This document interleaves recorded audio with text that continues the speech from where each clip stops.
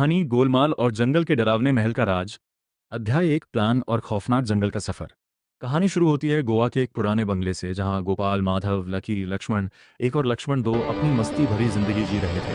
तभी माधव के हाथ एक पुराना पीला पड़ चुका नक्शा लगा। माधव ने बड़े उत्साह से कहा, भाइयों, हमारी किस्मत खुलने वाली है। मेरे हाथ एक ऐसा नक्शा लगा है जो काला पत्थर जंगल के बीच बने एक पुराने महल का है।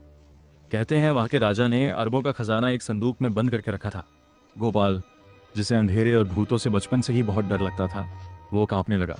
गोपाल ने कहा, देख माधव, मुझे ये खजाना वजाना नहीं चाहिए।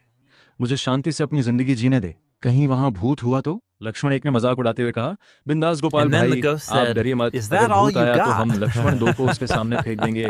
वो वैसे भी बहुत No चिल्लाता है। way, I can't believe आखिरकार he said सबने that. मिलकर गोपाल को मना लिया। उन्होंने अपनी पुरानी जीप उठाई और निकल पड़े उस घने जंगल की ओर। जैसे जैसे वे जंगल के अंदर जा रहे थे, रास्ता संकरा और डरावना होता गया।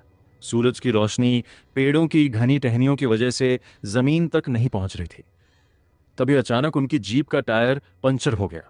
अध्याय 2, महल में प्रवेश और पहली मुलाकात। रात घनी हो चुकी थी। तभी उन्हें सामने वही विशाल और डरावना महल दिखा, जैसा उन्होंने नक्शे में देखा था। महल के चारों ओर मकड़ी के जाले थे और पुरानी तस्वीरें दीवारों पर टंगी थीं। महल का बड़ा सा दरवाजा चररर की आवाज के साथ खुद ब खुद खुल गया।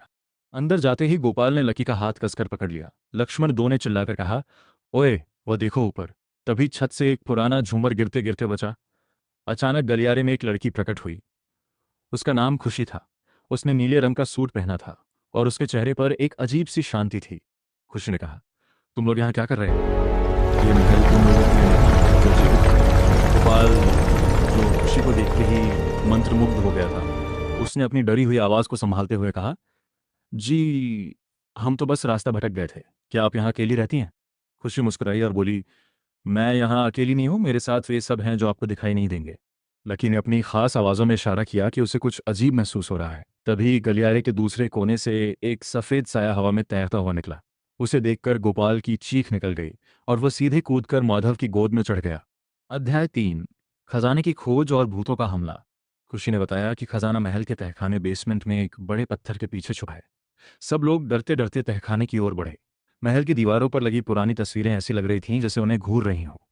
लक्ष्मण एक ने जैसे ही एक तस्वीर को छूने की कोशिश की, उस तस्वीर वाली औरत की आंखें हिलने लगीं। भागो रे! लक्ष्मण दो जोर से चिल्लाया और सब एक दूसरे से टकराने लगे। तभी तहखाने में उन्हें एक बड़ा संदूक दिखा। जैसे ही माधव ने उसे खोलने की कोशिश की, महल की सारी मोमबत्तियां एक साथ बुझ गईं।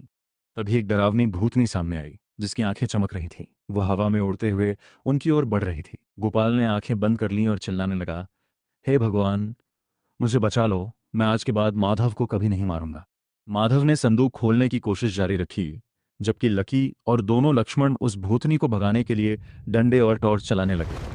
लेकिन भूतनी पर किसी भी चीज का असर नहीं हो रहा था। अध्याय 4, असली राज का खुलासा।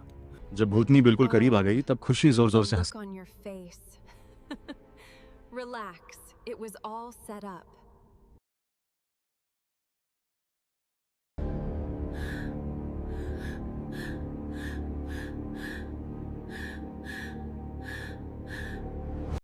मुंह उतर गया। तो इसका मतलब यहाँ कोई खजाना नहीं है? खुशी ने संदूक खोला। उसमें सोने के सिक्के नहीं, बल्कि ढेर सारी पुरानी यादें, खिलौने और चॉकलेट्स थे। This is खुशी ने कहा, incredible. असली खजाना पैसा नहीं, बल्कि वे पल हैं जो तुम सब दोस्तों ने साथ बिताए। देखो, खजाने के लालच में ही सही, पर तुम सब एक दूसरे की जान बचाने के लिए कैसे तैयार थे। अध्याय 5, अंत, एक नई शुरुआत। गोपाल ने राहत की सांस ली और लकी को अपनी पीठ से नीचे उतारा। सबने मिलकर उस रात महल में खूब मस्ती की। उन्होंने वही चॉकलेट्स खाईं और खुशी के साथ ढेर सारी बातें की। सुबह जब वे महल से बाहर निकले, तो जंगल अब उतना डरावना नहीं लग रहा था। गोपाल ने पीछे मुड़कर महल को देखा और मुस्कुराया। उसने कहा, खजाना तो नहीं मिला, लेकिन आज मेरा भूतों का डर थोड़ा कम जरूर हो गया। लक्ष्मण दो ने चुटकी लेते हुए कहा, लेकिन गोपाल भाई, जब वह सफेद साया आया था, तब तो आप माधव की गोद में थे।